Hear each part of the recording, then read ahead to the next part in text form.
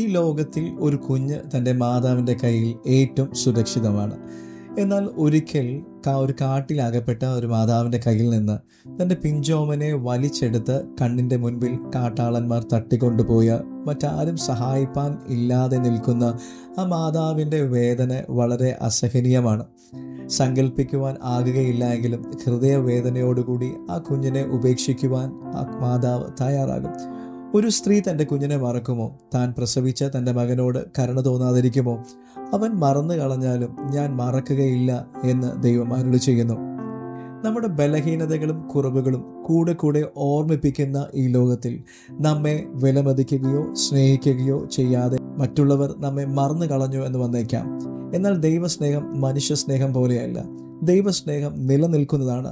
നമ്മെ അവൻ്റെ കയ്യിൽ ആലേഖനം ചെയ്തിരിക്കുന്നു. നിങ്ങൾ കരഞ്ഞ ഓരോ കണ്ണുനീരും, പ്രാർത്ഥിച്ച ഓരോ പ്രാർത്ഥനയും ഓർക്കുകയും നിങ്ങളുടെ അടുക്കൽ വന്ന് മറുപടി നൽകുകയും ചെയ്യുന്ന ഒരു കർത്താവുണ്ട്.